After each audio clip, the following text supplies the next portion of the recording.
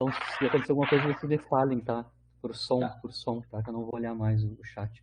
Então, o que eu tá. preparei hoje são duas coisas. O primeiro é só para mostrar para vocês como é que é tratado, né, o DVCS, que a gente analisou na aula passada no modelo de dipolos, né, no formalismo de dipolos, né? Como é que ele é tratado na QCD perturbativa usual, né? Tem teoremas de fatorização, né, onde a, a seção de choque, né, de interação produzindo o DVCS, que é um processo exclusivo, né, é então tratado como uma convolução. Convolução é sempre integral, né, nas variáveis cinemáticas de interesse, né, entre as funções de distribuição dos partons para esse processo e a interação dura, né, dos partons. Claro que no DVCS a gente está assumindo que o Q2, né, a virtualidade é grande o suficiente para justificar uma expansão perturbativa, né. Então, a referência principal, né, onde estão demonstrados esses teoremas de fatorização QCD para o DVCS explicitamente, né, que é devido ao Collins, né, o John Collins e o Freund, né, isso é 99, né, esses mesmos, o próprio Collins provou nos anos 70 e início dos 80, né, a fatorização colinear para o DIS, né, e agora nos anos 90 ele fez a demonstração para os teoremas de fatorização para processos exclusivos, né. Então, em geral, as duas referências principais, o do Collins e do G, né, do G e do Osborne, de 98 e 99, tá? Basicamente, como é que ele é feito, né, esse teorema de fatorização? Eles então fazem a separação, né, da parte perturbativa e não perturbativa. A abordagem de fatorização QCD, no caso, é diferente do modelo de dipolos, né, do formalismo de dipolos. Ela só nos dá a contribuição de twist dominante, ou seja, a dependência principal em Q2, né?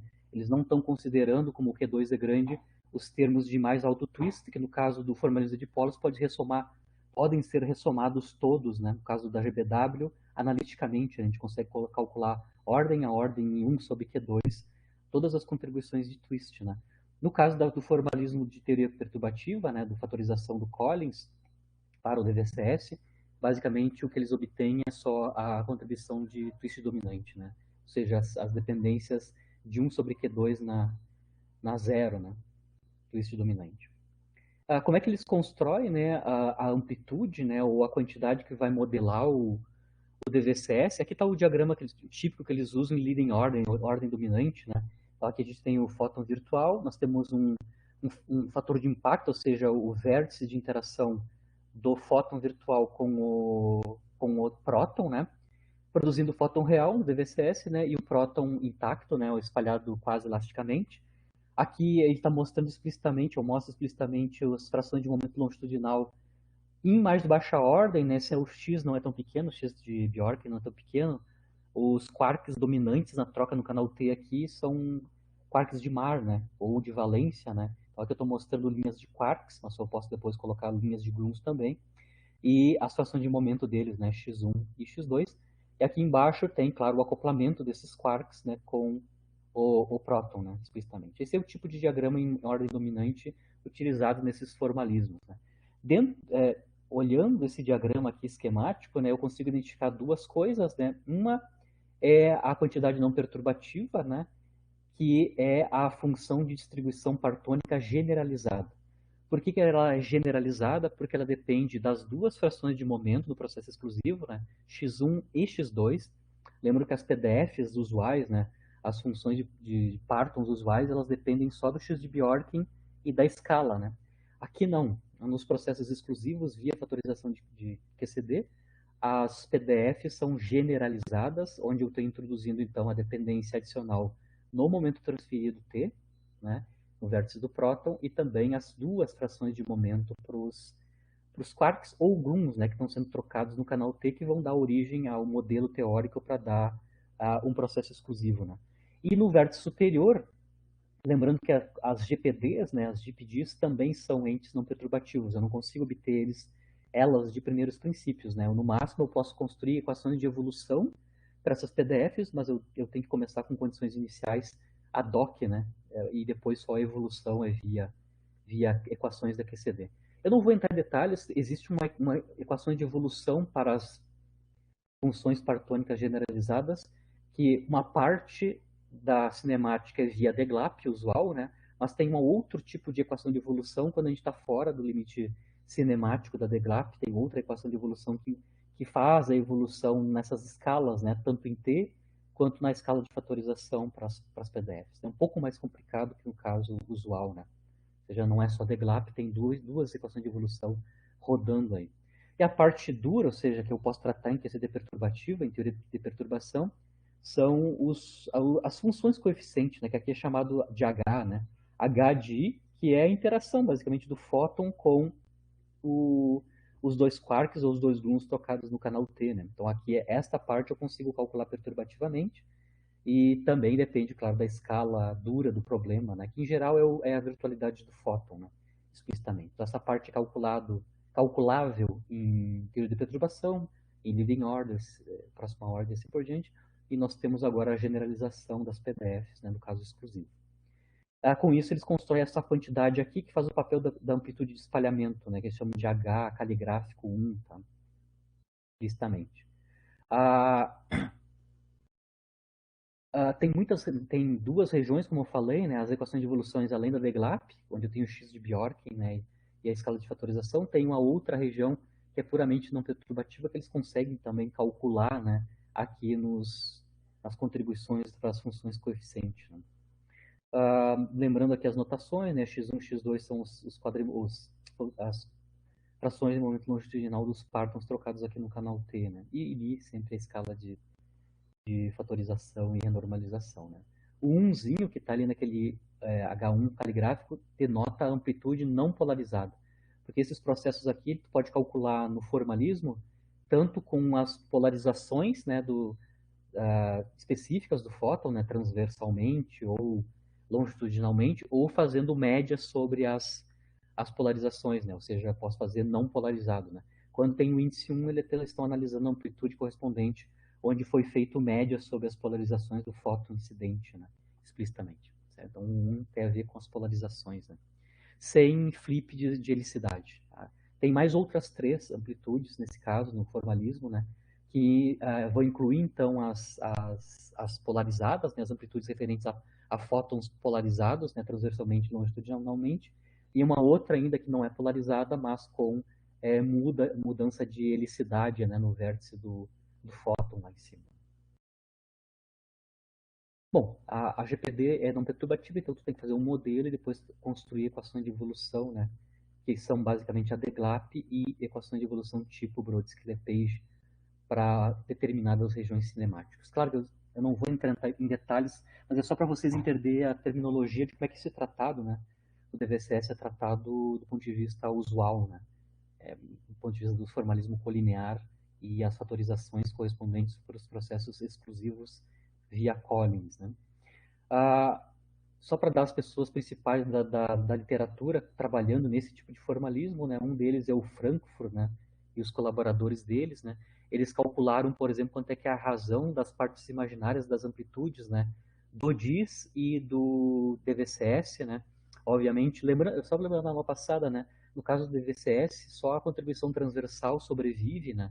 Porque como eu tenho um fóton real no estado final, a contribuição de fóton longitudinalmente polarizado está fora, né, de questão, mas o Strickman consegue calcular dentro desse formalismo que eu falei, de fatorização colinear, né, qual é que é o valor da razão, né, eles acham que é da ordem de fator 2, então agora a gente já consegue, no formalismo usual, usando só primeira ordem, né, qual é que é o efeito, né, o efeito quando eu analiso o processo exclusivo comparado com o inclusivo, né? As amplitudes são por um fator 2 de diferença, né? Explicitamente. Né? Claro que o Strickman mostra em leading order que, na verdade, é um fator 2, da ordem do fator 2, mas ele depende explicitamente da escala da PDF generalizada, né? O ponto de partida, né? A escala de partida. E uma outra escala típica do problema que é o M0, que no final das contas faz o papel da lambda QCD, né, um cutoff do infravermelho, né, da ordem de 0,4, 0,6 para ele, gigaelectrovolts, né, explicitamente. Certo?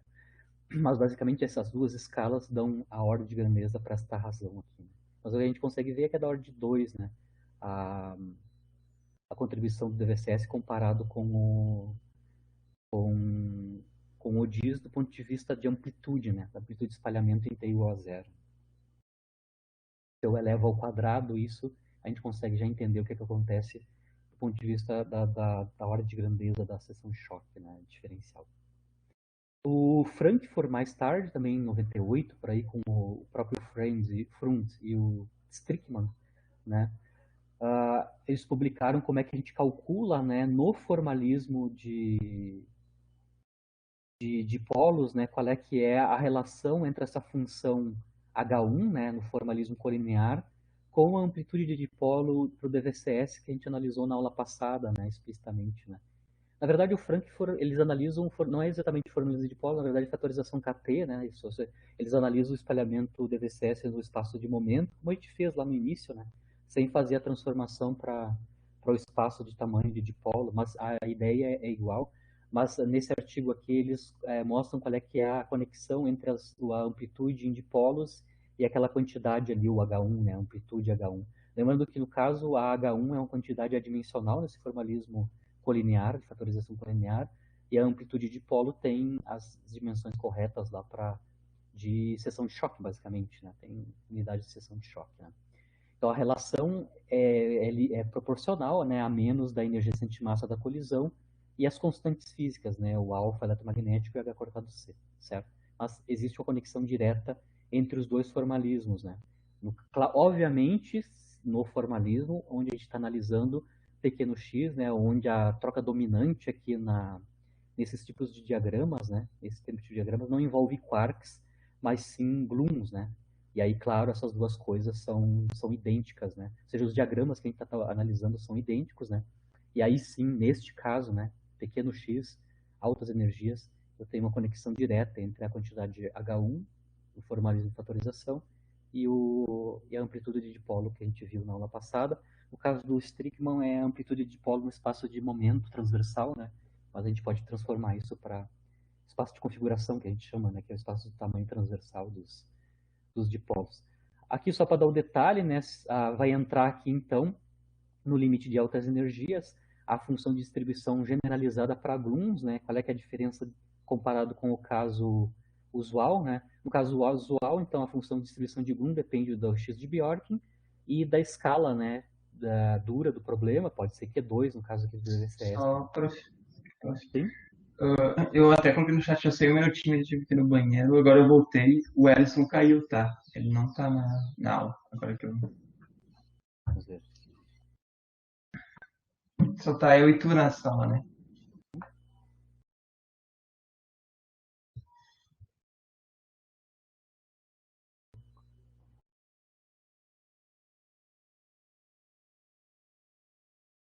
E a voz dele tava cortando bastante ali quando a gente foi conversar, não sei se Não, você tá mas com como é que algum... a linha da internet dele não é grande coisa, né? Tá sempre caindo. Eu mandei um Tá. WhatsApp. Aí é ruim, porque agora pra gente trabalhar a gente depende da internet. Vamos ver se ele volta logo.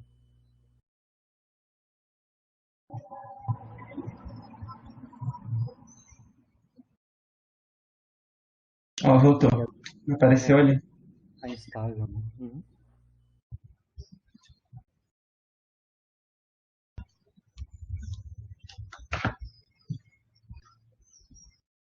Parece.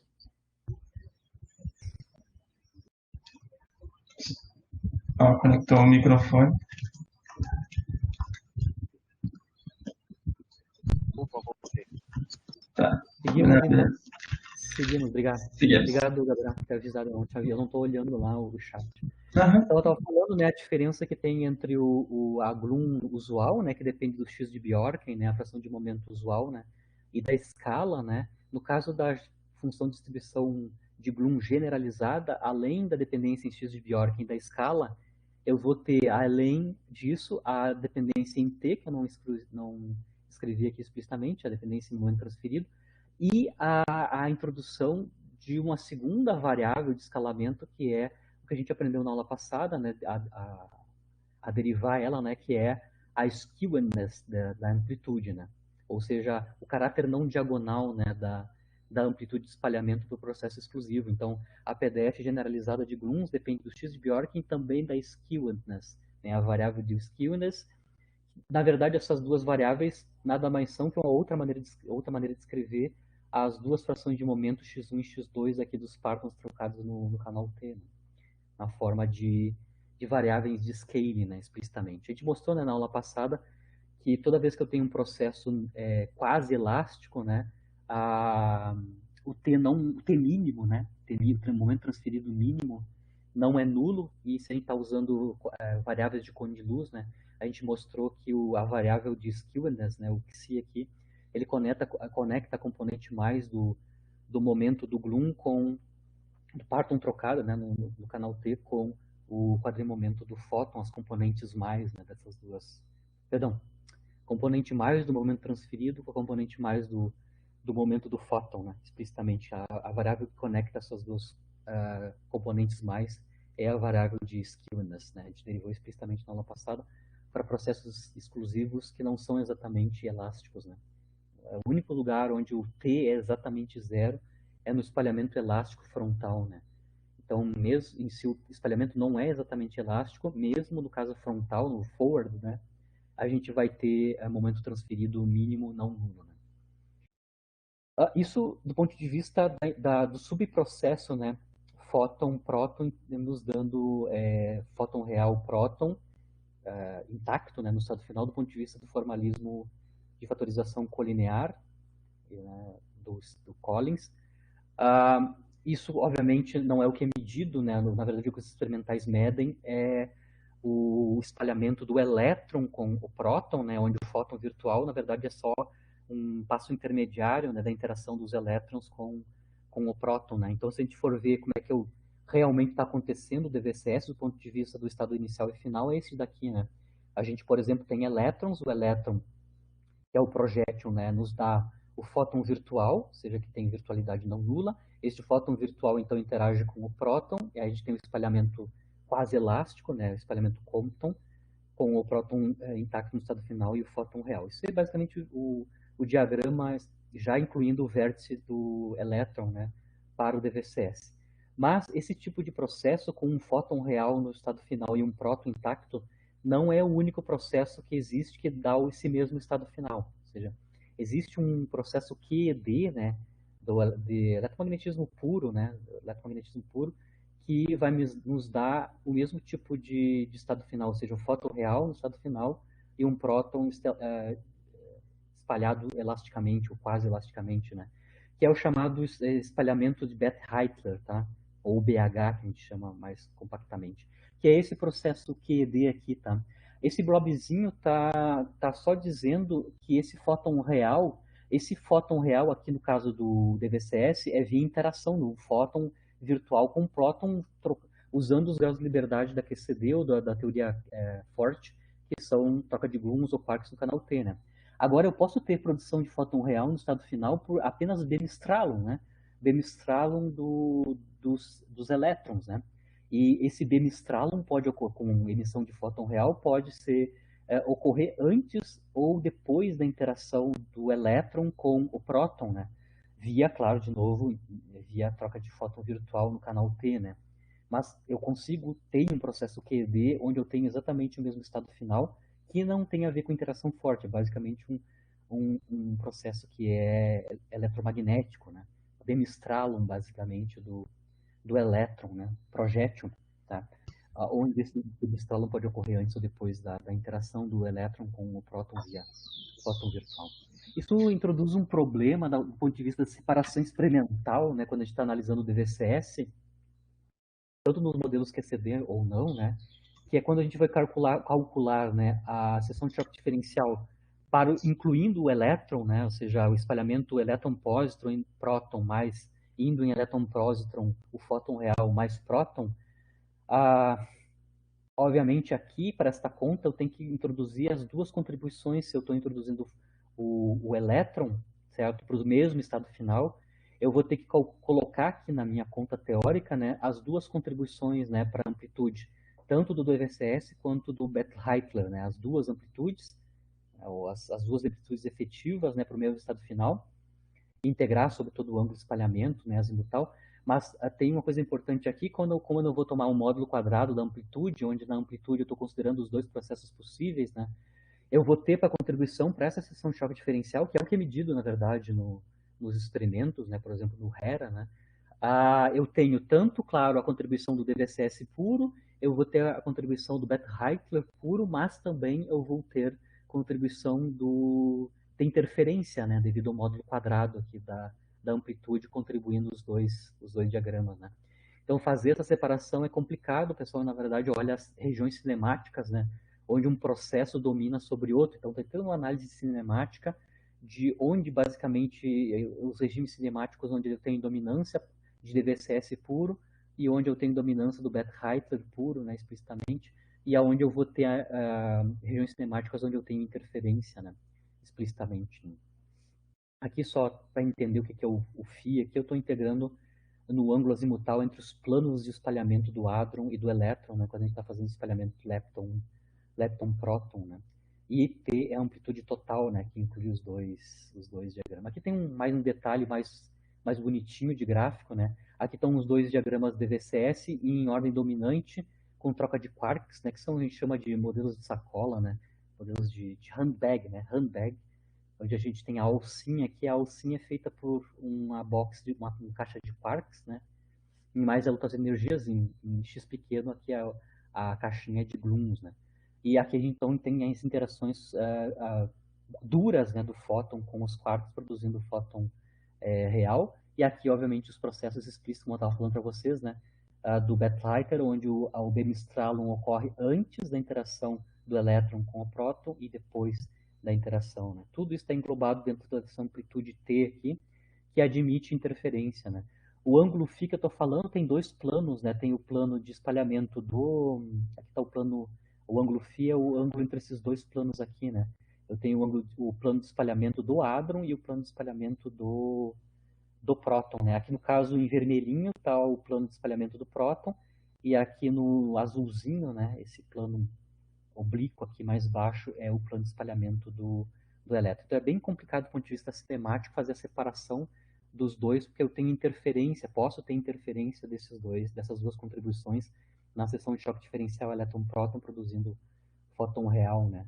Eu não quero entrar muito em detalhe, tu pode entrar na teoria, né, de como é que tu calcula só o Bethe-Heitler, né, em QED, né, mas basicamente para calcular a amplitude Bethe-Heitler, tu vai ter que fazer o acoplamento, né, a contração do tensor leptônico, né, que modela o elétron, né, o vértice de elétron, com a corrente hadrônica, né, com a parte de baixo, via troca de fótons virtuais, como a gente fez no DIS, umas duas cadeiras atrás, né, que a gente modelou como é que é a corrente hadrônica, né, ou o tensor hadrônico, modelando o tensor hadrônico, fazendo uma imitação, né, do tensor hadrônico que a gente obtém via espalhamento elástico. Né? Mas a ideia é a mesma, né? Aqui o epsilon, né, estrela, né, é a polarização, né, o quadro vetor de polarização do fóton real no estado final, né, no caso do Bethe-Heitler. E aí tem que modelar a quadra corrente. No caso do DVCS, aí tu pode usar o teu modelo, ou colinear, ou o modelo de dipolos, como a gente viu na aula passada, né, mas igual sempre tem uma contração do tensor leptônico, a parte de cima do vértice, com toda a parte relativa à interação com os hadrons, né, do fóton virtual com os hadrons. Né? Então, eu não vou entrar em detalhe, porque isso aqui é já dentro da teoria de como é que é um modelo, computo, né, a parte de QED e a parte de DVCS, que seria a parte de QCD, dentro do formalismo colinear. Mas é só para vocês saberem que existe interferência se eu estou analisando botando o elétron na jogada, né, o vértice de elétron na jogada.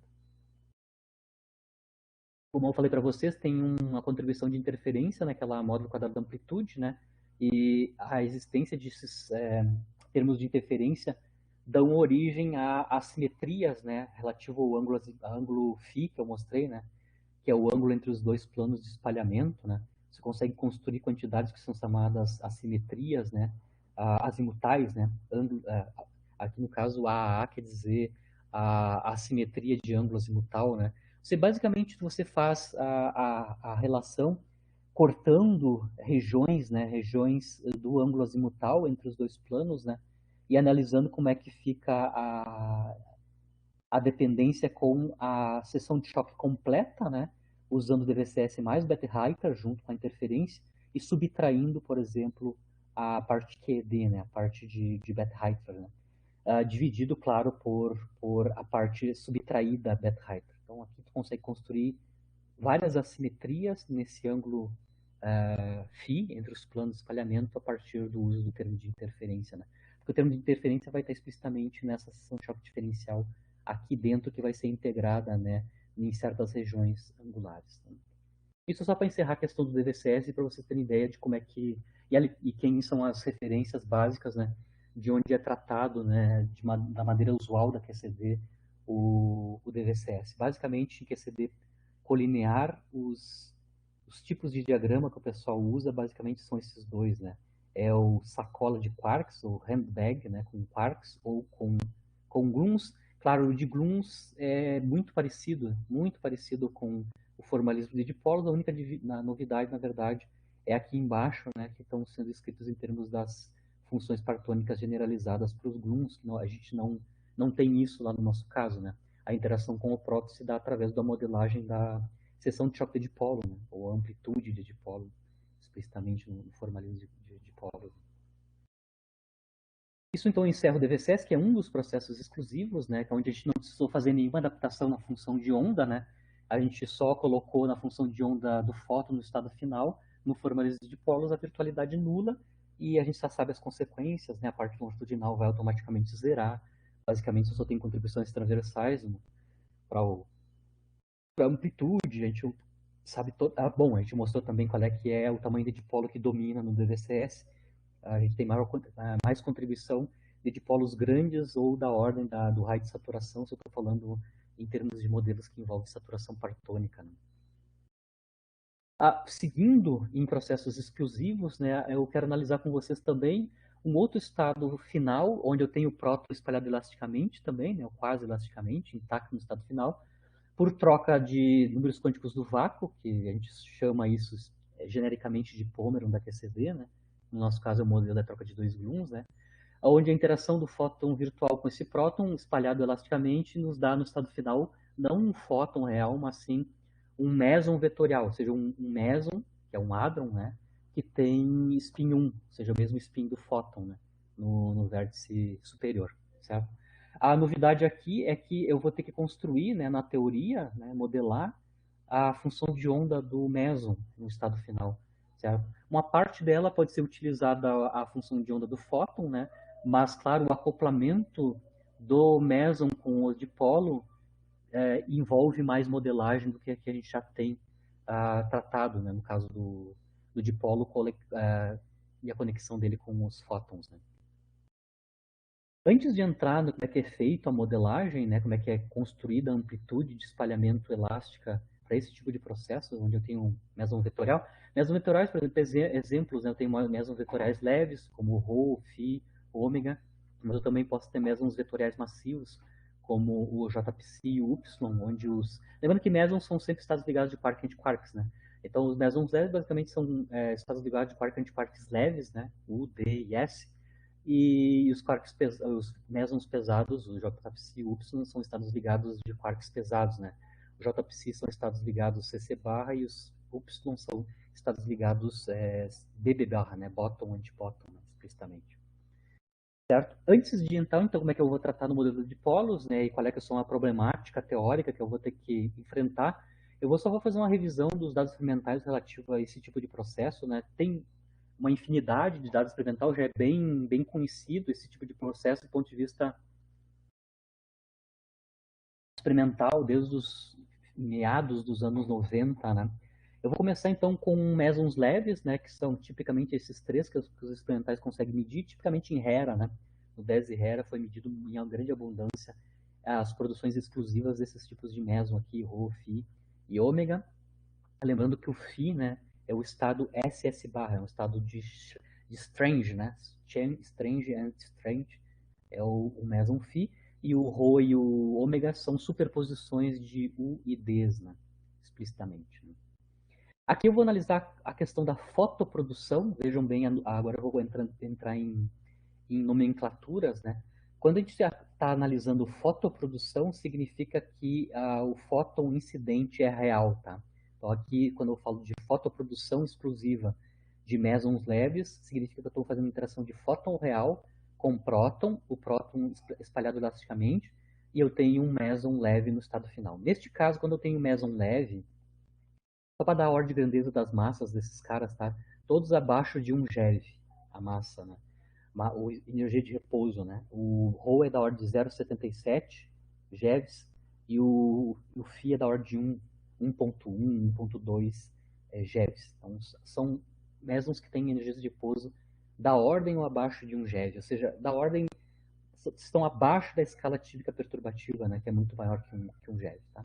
Neste caso, para meson leve, a gente não tem escaladura, então a gente fica sem teoria perturbativa para tratar. Né? Então, os fenomenólogos, né, que tentam descrever a produção de meson leve, no caso da fotoprodução, onde eu não tenho uma escala, né, de virtualidade para cálculo perturbativo, né? Tanto a massa quanto a virtualidade são baixas, né? Não consigo ter nenhuma escala suficiente para fazer expansões do alfa-S, né, da constante de acoplamento forte. Basicamente, o que o pessoal utiliza para fazer fenomenologia é a teoria de Rege, né, ou teoria da matriz S, né, onde a troca aqui é a troca do Pomeron, né, onde o Pomeron da física soft, né, onde o ente principal é o intercept do Pomeron, né, em t igual a zero, né. Na aula passada a gente entendeu o que é a trajetória do Pomeron, basicamente é o spin, né, do Pomeron, né, e aqui, em geral, essa trajetória é modelada como sendo linear, e o coeficiente linear desse modelo linear da trajetória do Pomeron é o intercept do Pomeron, que vale 1.08, certo? A gente mostrou na aula passada que as amplitudes de espalhamento em t igual a zero, na teoria de Rege, dá o comportamento e energia, né? Então, o comportamento e energia na teoria de Rege da amplitude de espalhamento elástico, né? É a energia, no caso, que é a energia de centimassa fóton-próton, né? Ao quadrado, né? Ela depende explicitamente, a lei de potência depende do intercept do Pomeron. Né? Então, você consegue ver que se o intercept Pomeron soft é 1.08 na teoria de Rege, né? A dependência predita, né, via teoria de Rege, matriz S, né, para o espalhamento de mesons leves, no caso da fotoprodução, onde o Q2 é zero, é da ordem de ômega na 0,16, né? Ou seja, é 0,08 multiplicado por 2, esperado que o comportamento seja esse. Que é mais ou menos o que os experimentais medem, do ponto de vista experimental, esse tipo de lei de potência, com uma lei de potência não tão forte, né, da ordem de 0,2, 0,16, explicitamente, né? Pequena, no caso, né? E também, na teoria de Rege, eu consigo também calcular a seção de choque diferencial elástica, né? É proporcional ao módulo quadrado da amplitude de espalhamento. Então, se é módulo quadrado da amplitude de espalhamento, vai aparecer, claro, aqui duas vezes o intercept do Pomeron e o slope do Pomeron, o alpha prime, né? Que é o coeficiente angular da trajetória do Pomeron nessa versão linear da trajetória. Né? Então, eu consigo também determinar qual é, que é a dependência em T via a teoria de Rege. Em geral, para pequeno t que é medido, essas predições da teoria de Rege são consistentes com o que é medido, né, nos experimentos que eu já vou mostrar para vocês. Tá? No caso dos mesons pesados, mesmo na fotoprodução, que é o Q2 igual a zero, né, como os mesons pesados, a massa deles as massas são grandes, né? No caso do JPC, a energia de repouso é da ordem de 3 GeV, né? E no caso do Y é da ordem de 4,5 GeV, então eu estou com massas, né? Energias de repouso desses mesos bem maiores que a lambda da QCD, né? Então, mesmo no limite de fotoprodução, no caso de mesons pesados, a massa dos mesons me dá uma escala perturbativa onde eu posso tentar usar QCD perturbativa para tentar construir, né, formalmente as amplitudes de espalhamento e automaticamente as seções de choque. Né? O que a gente espera é que o comportamento também seja lei de potência, né? Mas obviamente a lei de potência que eu vou obter é uma lei de potência muito maior que o 0,16, né? Porque eu vou estar transitando de um Pomeron soft, onde o comportamento é dado pelo intercept do Pomeron soft, que é 1.08, para algo que é um intercept do Pomeron hard, que é muito mais alto. Inclusive a gente fez isso na disciplina passada, a gente calculou lá na BFKL qual é que era o intercept do Pomeron BFKL, né? Explicitamente, na teoria, né? Quando a gente ressomou todos os diagramas ordem a ordem, todas as trocas de Bloom no canal T com as correções, né? Usando transformada de Mellin, né? Ou Melan, a gente mostrou como calcular o intercept do Pomeron QCD. A gente mostrou que o intercept do Pomeron QCD é muito maior que 1.08. É da ordem de 1.3, 1.4 ou 1.5. Basicamente depende do valor da constante de acoplamento forte calculado na massa desses caras, né? Mas é pelo menos a ordem de 1.3, que é bem maior do que o esperado em teoria soft, né? Mas, a princípio, é possível calcular em QCD perturbativa produção de mesons pesados, mesmo no caso da fotoprodução, porque a massa dos mesons me dão uma escala suficiente, né, para calcular perturbativamente. Quando eu vou, aí é outra nomenclatura, né, fotoprodução significa que é 2 igual a zero. Quando eu vou para a eletroprodução de mesons vetoriais, né, significa que eletroprodução significa que a virtualidade é não nula, né, não nula explicitamente. Né? Então, nesse caso da eletroprodução, como eu vou ter uma escala perturbativa, que é a virtualidade do fóton, né, o Q2, a dependência na massa não é tão importante. Né? Então, eu posso descrever também que essa perturbativa, tanto mesons leves quanto mesons pesados, né, as produções, porque eu vou ter, de qualquer maneira, sempre uma escala perturbativa garantida pela virtualidade. Né? No caso da eletroprodução. Né? Certo? As predições em QCD perturbativa é que a dependência em Q2, que agora eu vou ter uma dependência não só em energia, mas também em Q2, né? É basicamente lei de potência, tá?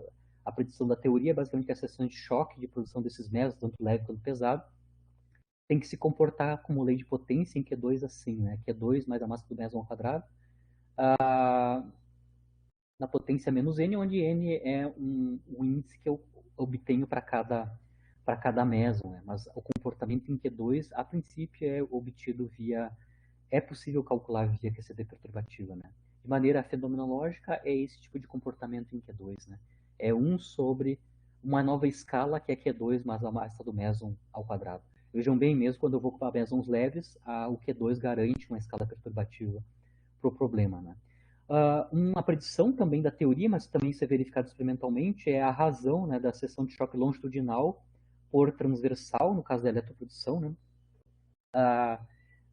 Ou seja, as contribuições transversais e longitudinais da produção dos diferentes mesons. Né? Lembra bem que em fotoprodução, Q2,0, a contribuição longitudinal é nula, né? Mas ela pode ser a dominante no caso de Q2 muito grande, né? Comparado com a transversal, né? Certo? Então é importante analisar esse tipo de razão também, tá? Na teoria, o comportamento a gente conhece, né? Basicamente, essa razão de seção de choque longitudinal por transversal é lei de potência desta razão, né? Que é 2 sobre a massa do meson, né? Ou seja, é lei de potência, basicamente, em Q2, a razão entre a longitudinal e a contribuição transversal. Ficando claro, então, que quanto maior o Q2, né, quanto maior a virtualidade, no caso da eletroprodução, maior é a contribuição longitudinal para o pro processo, em detrimento da transversal. Isso é esquemático, né? Que eu falei aqui, são esquemáticos dentro das duas teorias. No caso da fotoprodução, tem que lançar mão de teoria de Rege ou uma teoria não perturbativa, né? E no caso dos mesons pesados ou eletroprodução, onde eu tenho Q2, eu posso usar QST perturbativa em ordem fixa, né? Em ordem dominante, próxima ordem dominante, em diferentes modelos teóricos, né? Mas a princípio é calculável. O que eu estou mostrando aqui nesses diferentes gráficos são o experimental, né? Então, aqui nesse gráfico da esquerda, eu tenho um resumo de todas as produções de todos os mesons produzidos em fotoprodução exclusiva de mesons, ou seja, aqui o Q2 é nulo, então a seção choque está sendo medida apenas em função da energia centimassa da colisão fóton-próton, né? Onde esse fóton incidente é real, tá? Comparado com a seção de choque total, né, do DIS, né, explicitamente. Mas eu tenho aqui desde o Rho, passando pelo fio, o ômega, o Φ e os pesados, né, o JPsi e o Y. Né. Você consegue ver, claro, que a seção de choque vai diminuindo com a massa. Né. É mais difícil produzir mesons pesados do que leves. Né. Os produzidos mais abundantemente são os mesons mais leves, principalmente o Rho. Né. O Rho é produzido em grande abundância, certo? O que eu estou mostrando aqui, lembra que aqui é fotoprodução, então aqui, a princípio, é para mesons leves, né? A lei de potência deve ser consistente com a teoria de Rege, um comportamento lei de potência da ordem de 0,16, a lei de potência em energia. Que é o que é consistente com os dados experimentais para os leves. Ó, o slope aqui para a lei de potência é quase flat, né? Quase flat em altas energias. Tá? Quando a gente passa para Q2 igual a zero, que é a fotoprodução, mas meson pesado, você consegue ver claramente que a lei de potência em energia é diferente. A lei de potência é maior, que é consistente com os cálculos perturbativos, né? As leis de potência esperadas em QCD perturbativo, que é da ordem de uma potência que é da ordem de 0,3, comparado com 0,16 no caso de física soft. Né? Aqui do lado eu tenho agora já a eletroprodução, especificamente para o Rho, né? Meson mais leve, este cara aqui, né? Só que agora em termos da energia para vários Q2. Então aqui eu estou aumentando o Q2, isso significa então a eletroprodução, né? Então o Q2 aqui me dá uma escala perturbativa, e aqui está o comportamento em energia, lei de potência, né? Para diferentes Q2. Vocês conseguem ver, claro, que quando eu estou aumentando, né, o Q2, a inclinação, né, a lei de potência cresce, né, com o Q2. Tá? Isso é esperado, porque eu tenho que ter, claro, uma dependência na escala do problema na lei de potência via QCD perturbativo. Mas o que eu estou mostrando aqui é só dado experimental, comportamento típico experimental. Né? Aqui é o mesmo tipo de gráfico, aqui são os dados compilados dos, acho que são Zeus e H1, né? Ambos, né? Zeus e H1, do Hera. Aqui é apenas Zeus, né? São para os mesmos tipos de meson, né? Tanto fotoprodução quanto eletroprodução. Aqui explicitamente, como aqui eu mostrei para Rho, né? Este gráfico aqui é apenas para JPSI. Então é fotoprodução de JPSI, certo? E aqui eu tenho eletroprodução de JPSI, todos os dados do Zeus, né? Explicitamente, com o verdinho aqui é justamente um fit de lei de potência, né? Vocês conseguem ver que basicamente, tanto para fotoprodução quanto para eletroprodução, a massa do meson vai dar basicamente a escala perturbativa, e você veja que não tem grandes mudanças, né, na inclinação aqui, na lei de potência em energia para o JPC, que é um meson pesado. E aqui eu tenho, então, a eletroprodução de Rho, e agora aqui é um gráfico em termos de Q2 e não da energia, né? O comportamento é scaling, né, em Q2, que é consistente com o esperado em QCD perturbativa, que é a lei de potência em Q2, né, com uma potência fixa, né? Na verdade, é a soma, né, do Q2 com a massa do meson numa certa potência. O que a gente tem aqui nos dados experimentais é isso. Aqui, inclusive, tem o fit, né? O fit aqui para Q2 suficientemente grande, né? Corresponde ao esperado na teoria, que é uma lei de potência em N da quantidade Q2 mais a massa do meson ao quadrado, que é esse fit que está aqui, tá? Então, o limite de grande Q2, mesmo para mesons leves, é satisfeito, né? É consistente com a teoria em QCD perturbativa. E aqui são dois gráficos para mostrar experimental, né, as razões longitudinais e transversais para a produção de mesons, né? Aqui, acho que nos dois casos são para Rho. Para Rho, este gráfico é do H1 e do Zeus, e aqui é só do Zeus, né? As razões para diferentes Q2, né? Aqui no caso deste plot, aqui está o fit que eu falei para vocês, né? Um fit que é Q2 dividido pela massa do meson numa certa potência, né? Que é o que a QCD perturbativa prediz, né? Do ponto de vista da contribuição longitudinal versus transversal. Em QCD perturbativa a gente consegue separar, né, as contribuições das duas polarizações do fóton, né, virtual. Mas a princípio é consistente os dados experimentais, a menos de grande Q2 aqui, que eu já começo a sair um pouquinho das barras de erro experimental, né? Mas para Q2 intermediário, essa suposição que a dependência da razão é com Q2, né, numa certa potência, onde K é da ordem de 2, perdão, é da ordem de 1, né, 0,74, né, é consistente com os dados experimentais. E aqui vocês conseguem ver aqui em função de Q2 a razão, né?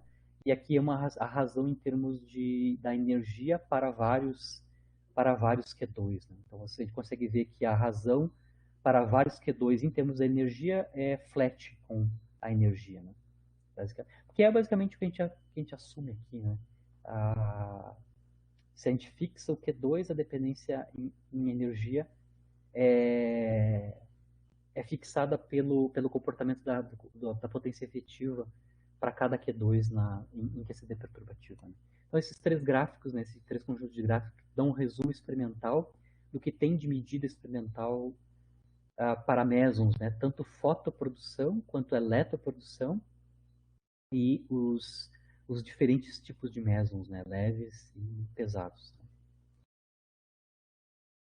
Como eu falei para vocês, na fotoprodução, como eu tenho mesons pesados, no caso dos mesons pesados eu consigo usar a teoria perturbativa, né, QCD perturbativa.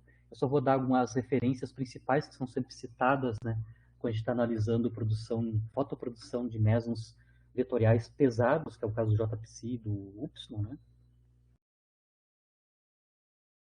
Em fatorização KT, ou fatorização colinear, os trabalhos principais são do Riskin, né? Do Riskin de 93, na Z-Physics, né? Onde pela primeira vez foi calculado, né, em ordem dominante, né, no formalismo de fatorização KT, né, momento transversal, no espaço de momento transversal, a seção de choque diferencial para a produção do JPC, né, explicitamente. Então, nesse paper do Riskin, ele mostrou que a seção de choque diferencial em T, né, momento transferido em T igual a zero, ou seja, seção de choque diferencial na direção frontal, né, ângulo de 0 graus de espalhamento do próton, né, em QCD perturbativa em ordem dominante, ou seja, só em ordem alfa-S, né, para esse processo aqui, fóton virtual próton indo JPC próton, basicamente ela é dado o único ente principal aqui que entra na jogada, no caso do Riskin, nesse modelo do Riskin, é a distribuição de Glum usual, tá? A distribuição de Glum, PDF usual de Glums, que é calculada em 1x de Bjorken, e na escala típica do problema, que no caso aqui o Riskin assume que a escala típica do problema com JPC, né, e com Q2, né, que pode ser zero ou não, é esta escala perturbativa, basicamente a soma do Q2 com a massa quadrada do JPC dividido por 4, ele constrói a escala típica do problema para este processo aqui, né, onde eu tenho duas escalas duras, né, tanto a virtualidade do fóton quanto a massa do JPC. Então a escala tem que envolver a escala dura tem que envolver essas duas quantidades, né. O importante aqui, diferente do DIS, por exemplo, ou dos processos inclusivos, né, é que no processo exclusivo aqui do JPC, da produção do JPC, a dependência é na distribuição de Glum ao quadrado e não linear. Então aqui, para esse tipo de processo, a gente consegue analisar diferentes particularidades da distribuição de Glums, né, ou seja, vincular elas do ponto de vista experimental. Se a gente usar os dados experimentais, como eu mostrei para vocês, para a eletroprodução de JPC, eu consigo vincular neste modelo, né, qual é que é o comportamento da distribuição de Glum para pequeno x, tanto na dependência em Q2, ou na virtualidade, na escala dura, quanto no x de Bjork.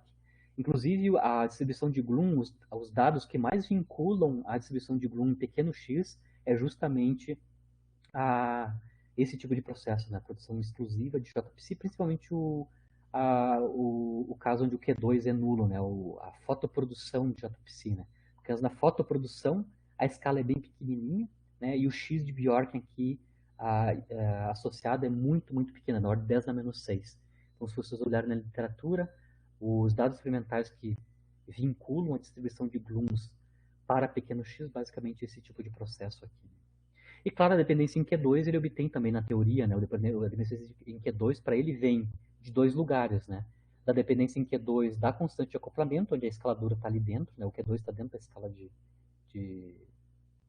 a escaladura do processo, onde o alfa-S é calculado, né? E leis de potência, que é na oitava, né? Que é barra na oitava, e o termo corretivo aqui, que é 1 mais Q2 sobre... Esse Q2 sobre esse termo aqui, explicitamente, é a contribuição longitudinal. Aqui, então, ele está somando a transversal e a longitudinal. Está claro que a longitudinal é essa daqui, tá? Esse segundo termo relativo à contribuição longitudinal e o primeiro a transversal. Claro que as características do meson, no modelo do Riskin, estão na normalização, certo? Claro que a massa do meson está incluída nas escalas perturbativas, né? Mas as propriedades do meson, né, que é a sua largura de decaimento em leptons, né, em E mais E menos, né, JPC decaindo em E mais E menos, e a massa, né, do meson, estão incluídos no modelo perturbativo do Riskin, aqui na normalização, né?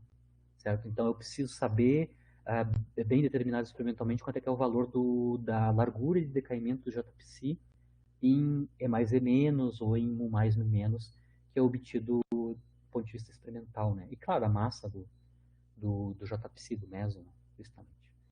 Mas do ponto de evolução QCD, toda a evolução está englobada no quadrado da distribuição de Bloom, né? Explicitamente.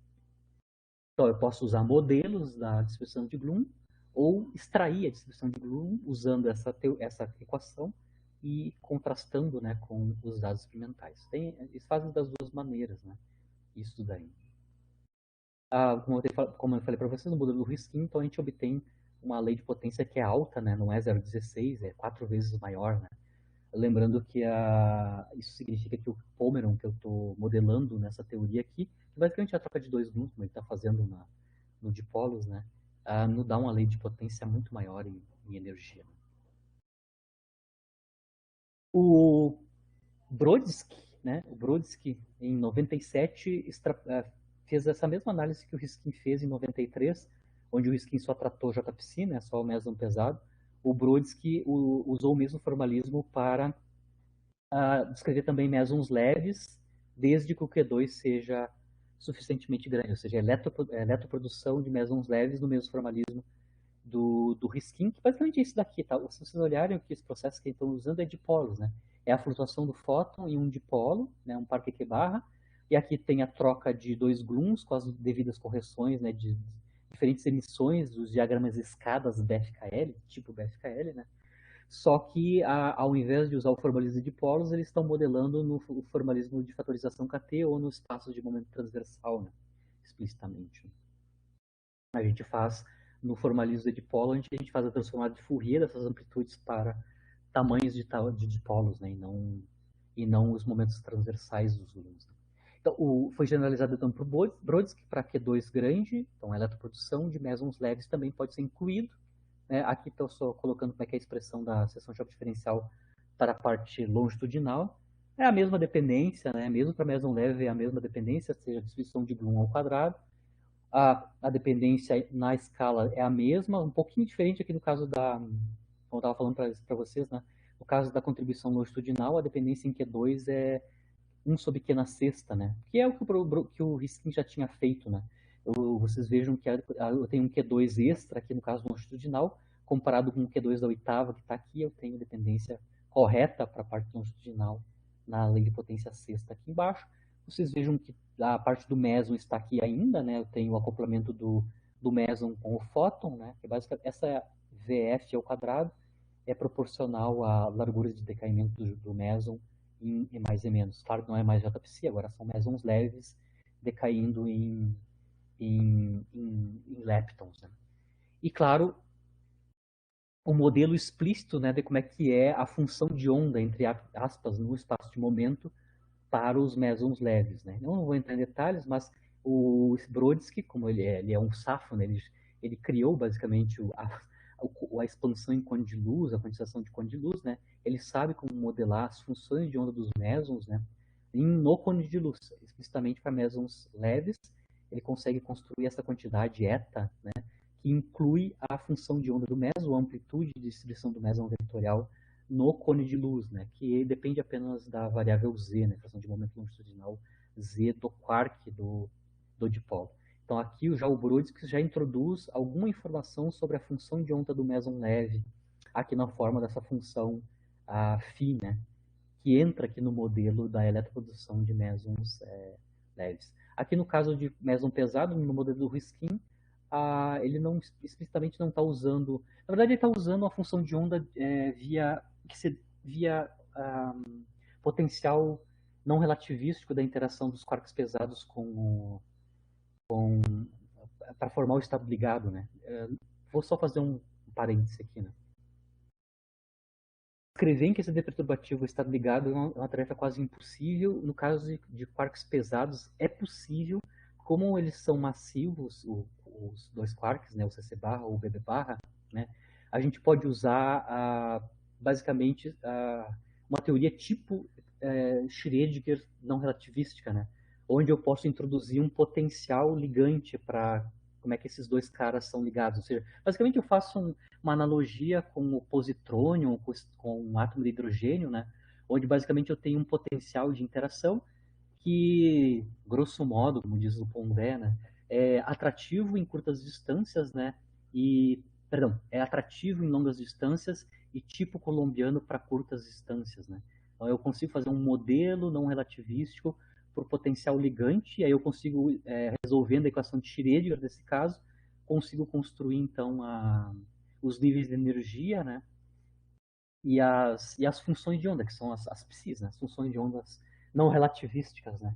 Para, para o estado ligado CC barra ou BB barra, né?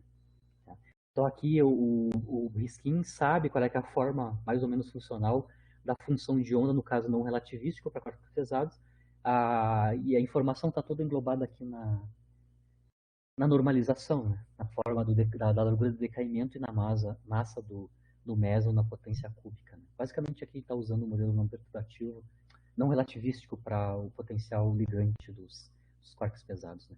No caso de quarks leves não dá para fazer isso, né? Eles são são relativísticos, né? A massa deles é muito leve comparada com as energias deles, né? Os seus momentos, né? E aí eu não posso fazer a conta perturbativa, não relativística, eu tenho que fazer uma conta completamente relativística, aí eu perco essa modelagem mais fácil de física não relativística. Mas aí eu tenho que construir no cone de luz as funções de ondas correspondentes. Né? Isso é só para contextualizar vocês como é que é tratado em QCD perturbativa ou não, em termos de rege, a produção exclusiva dos mesons, né?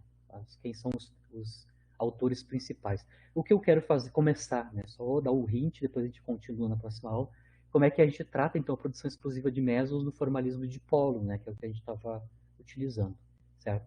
No nosso caso, aqui eu estou colocando só uma representação, né? No formalismo de dipolos, a escala de tempo é essa, né? A gente tem o fóton virtual flutuando no dipolo, né? Que é o primeiro estado de Fock. Esse estado de Fock, então, vive por um tempo muito longo, a gente sabe, mostra aqui em pequeno x, esse tempo é muito grande comparado com o tempo de interação com o próton. Né? A interação é modelada através da dissociação de choque de dipolo, né? Tanto na teoria como fenomenologicamente. A única novidade que vai ter aqui, no caso, no formalismo de dipolos, é justamente como é que a gente modela a questão do estado final. Né? O estado final tem um meson, então aqui eu vou ter que construir para a função de onda para o estado final, né, que é o estado de meson, eu vou ter que construir a função de onda correspondente, e para construir a função de onda correspondente eu vou ter que trocar o acoplamento férmion-antiférmion, né, quark-antiquark, com um fóton, que é um acoplamento tipo QED, né, eu vou ter que construir aqui, no caso do meson, eu vou ter que construir um acoplamento efetivo entre os quarks, né, férmion-antiférmion, com um meson vetorial. Ou seja, basicamente eu vou ter que construir uma quadricorrente hadrônica aqui, né, que acopla os quarks e os antiquarks com o hadron, que é o meson vetorial. Né? Então eu vou ter que introduzir uma função de vértice, né, efetiva aqui, que conserva as leis de conservação que a gente tem, que a gente queira, né, conservação da energia em momento, invariância de Lorentz, toda aquela história que a gente já sabe do ponto de vista de construção de vértices efetivos. Né?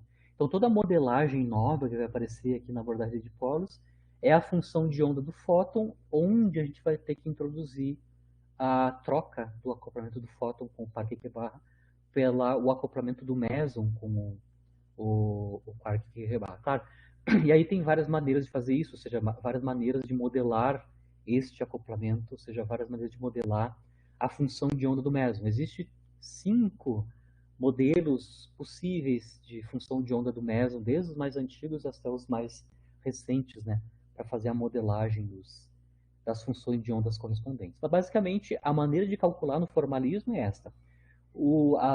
A parte imaginária da amplitude de espalhamento para este processo, né, aqui eu estou imaginando que eu estou calculando em t igual a zero, né, a amplitude frontal, né, forward, para este processo aqui. No formalismo de polos, de maneira compacta é isso, né, eu vou calcular o elemento de matriz da seção de choque de dipolo, né, onde aqui o elemento da matriz é o sanduíche, né, da sigma dip, no estado inicial, que é o estado do fóton virtual, e o estado final, que é o estado do meson, né. Se eu colocar isso na representação de espaço de parâmetro de impacto, né, ou de tamanho do dipolo, esse sanduíche, esse elemento de matriz, mas basicamente é isso daqui, né? É a integração nas variáveis do quark, né? Fração de momento longitudinal do quark de 0 até 1, tamanho transversal do dipolo, né? Somando sobre todos os tamanhos, desde os pequenos até os grandes, né? Um modelo para a seção de choque de dipolo, que vai dar interação entre o dipolo e o próton, né? Dando um processo exclusivo, e as funções de onda, né? Então, no estado inicial, a gente tem o fóton virtual, que tem a virtualidade Q2. Essa parte aqui a gente já conhece, a gente vai usar as mesmas funções de onda. A modelagem nova é aqui, né? A psi-estrela é a função de onda do meson, que depende, como não o meson, ele é meson real, né? Ele não é um meson virtual, ele é um meson real.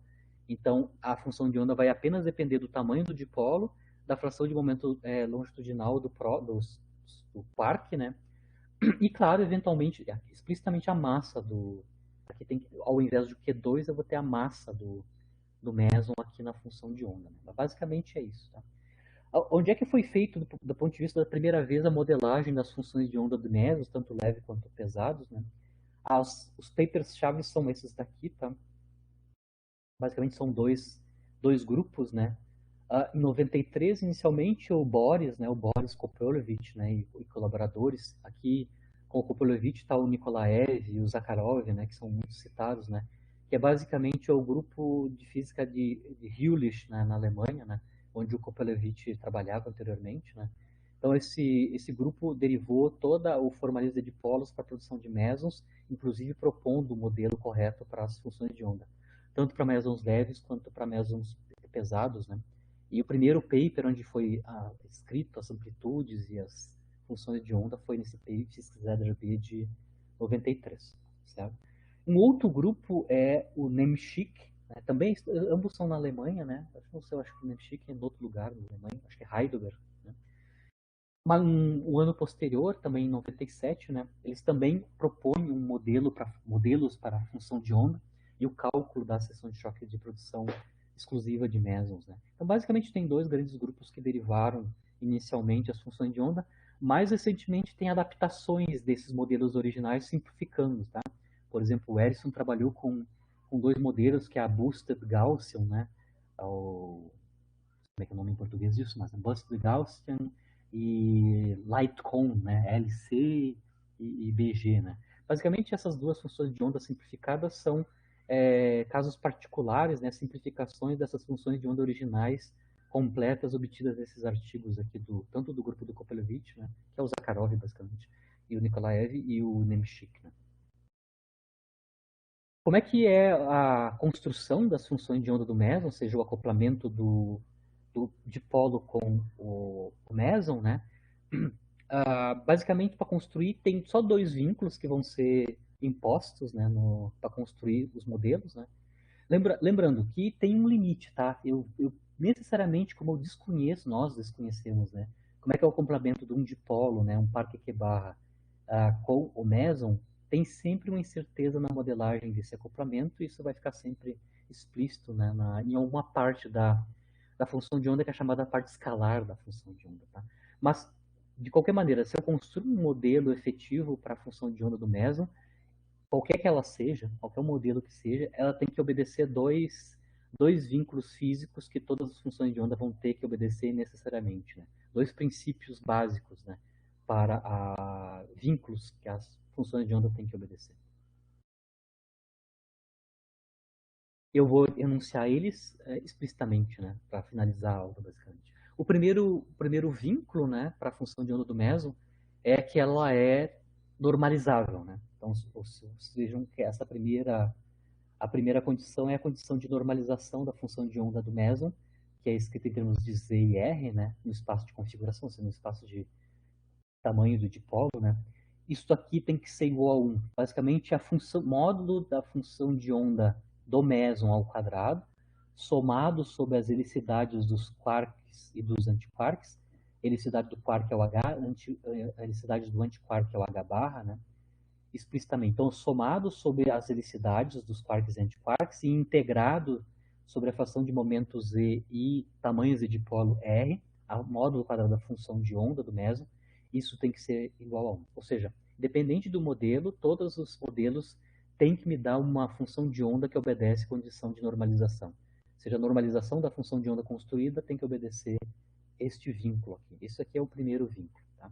O segundo vínculo, que é um pouquinho mais complicado de demonstrar, né, é que o valor da função de onda na origem, né, que é o psi, né, psi de V em R igual a zero, né, ou seja,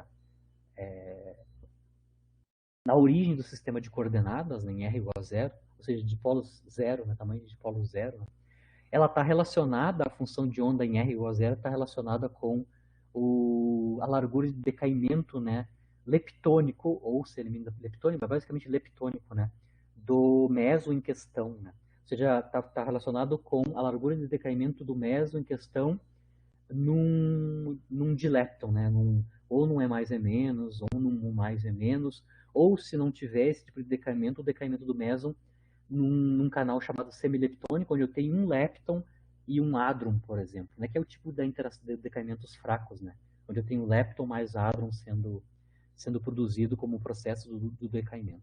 Então, basicamente, o segundo vínculo tem a ver com a relação da função de onda na origem, R igual a zero. Só para estar falando por que eu estou falando na origem. Aqui no formalismo de dipolo, as funções de onda dependem do tamanho do dipolo, né? Mas lembra que essas funções de onda são obtidas por transformada de Fourier na representação de momento transversal, né, dos quarks, né, explicitamente. E o que eu estou falando aqui, que é a função de onda na origem, significa colocar o momento transversal, né, dos quarks, né, igual a zero, né, explicitamente. Na psi de KT e não na psi de R. Mas basicamente é o segundo vínculo. Que está escrito aqui dessa maneira complicada, que vocês não entendem, mas é que eu estou integrando em Z, né, a função de onda, né, a função de onda, não o módulo quadrado, mas a própria função de onda, colocando R igual a zero, certo? Aqui vocês conseguem ver que não está aparecendo explicitamente a função de onda em si, mas só esta função φ, que é a chamada parte escalar da função de onda, né? A parte escalar, eu vou mostrar na aula que vem, a parte escalar é justamente aonde que eu entro no modelo, né? A parte escalar é justamente onde eu tenho incerteza na modelagem do acoplamento do dipolo, ou do par Q-bar com o meson vetorial que eu estou analisando. Então, aqui eu estou escrevendo já a parte escalar, ou seja, a parte do acoplamento do Q-bar com o meson, né, em R igual a zero. Esta quantidade aqui, né, ou seja, a parte escalar em R igual a zero integrada em Z, lembrando que isso aqui depende de R, obviamente, né?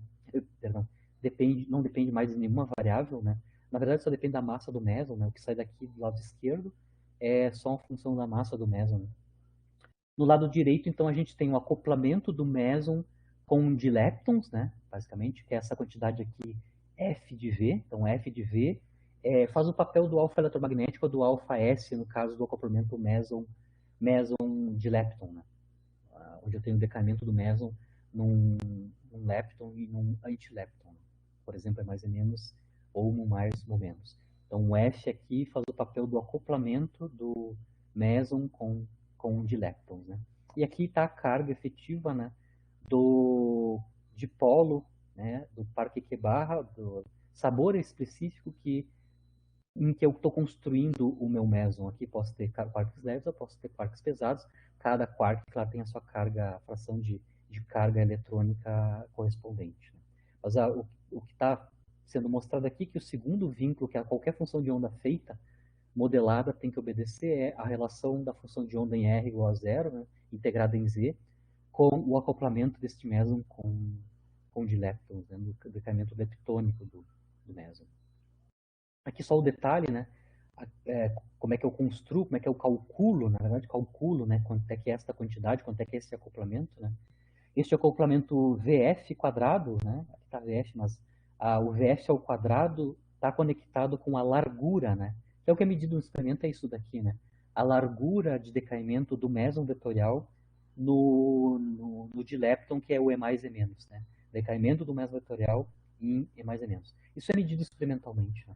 Com essa medida experimental, você pode ir lá no PDG e obter lá para todos os mesos esse canal de decaimento experimental. Tu consegue construir teoricamente quanto é que é o acoplamento meson de lepton, né? Ou o acoplamento leptônico do meson com o dipolo, né? Com os quarks e antiquarks do dipolo.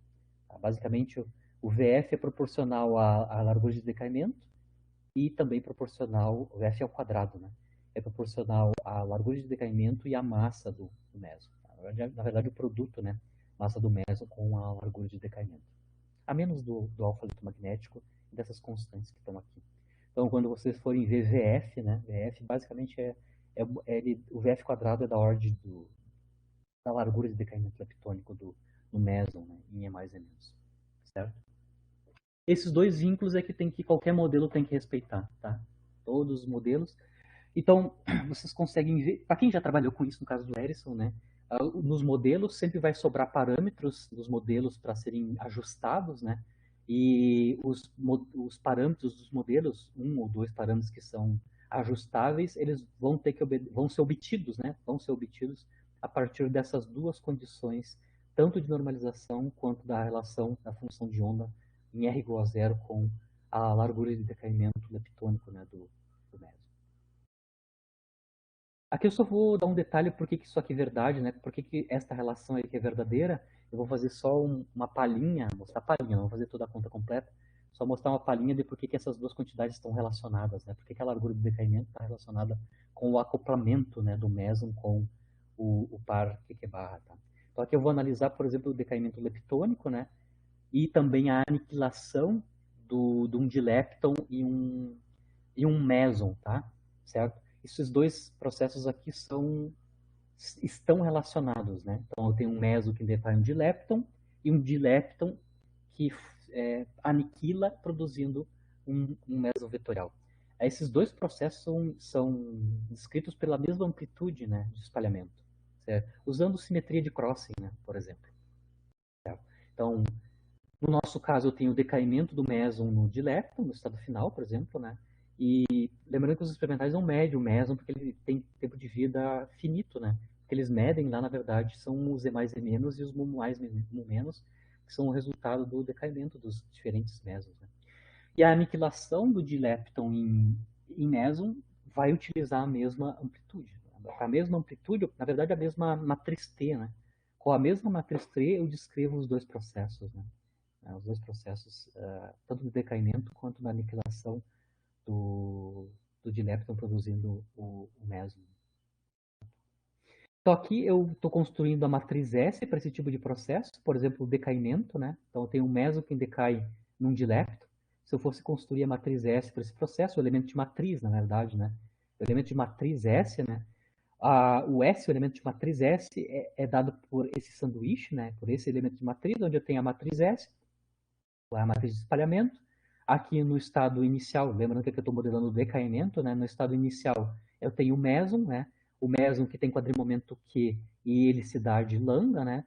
A gente tem o espalhamento e produzindo no decaimento um dilepton, né? Aqui eu tenho no estado final o lepton carregado negativamente, o lepton carregado positivamente, por exemplo, E mais E menos, ou mu mais mu menos, os seus momentos, né, os seus quadrimomentos, PP' e os seus spins, né, S, S', certo?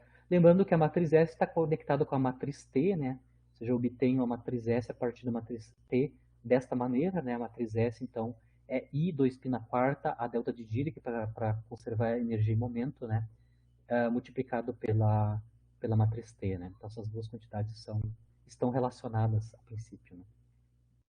Lembrando que a matriz T a gente consegue obter por diagramas de Feynman, né? Então os diagramas de Feynman que eu vou utilizar, por exemplo, para calcular a matriz T para o decaimento do meson em dileptons, essa aqui, né? Nesse sentido do tempo, né?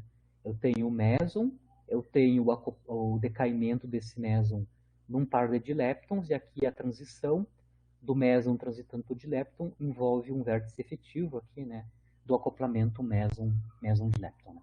Então eu consigo diagramaticamente escrever quanto é que é a matriz de espalhamento, né, para o decaimento do meson num dilepton, né?